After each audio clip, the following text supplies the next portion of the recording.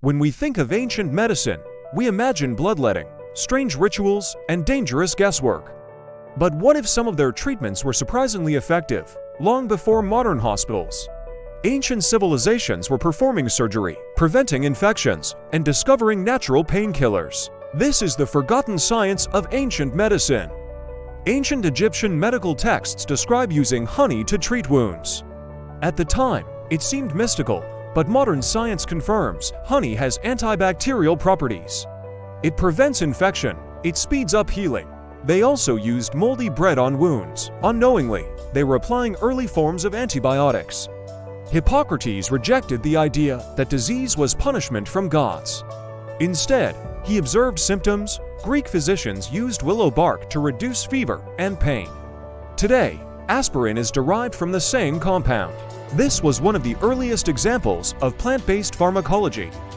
The ancient Indian physician Sushruta described over 300 surgical procedures. He performed rhinoplasty, reconstructing noses, thousands of years ago. Why? Because nose amputation was a punishment in ancient times. His surgical techniques influenced medicine for centuries. Trepanation involved drilling a hole in the skull. It sounds horrifying. But skulls discovered from thousands of years ago show signs of healing. Many patients survived. It may have been used to relieve pressure from head injuries. Primitive tools, advanced understanding. Chinese medicine documented herbs like artemisia. Centuries later, artemisinin became one of the most effective malaria treatments. Ancient herbal knowledge became modern pharmaceutical breakthroughs. Not everything worked. Bloodletting often harmed patients. Some treatments were dangerous, but hidden among superstition were discoveries based on observation and experimentation. Ancient medicine was not ignorance, it was the beginning of science.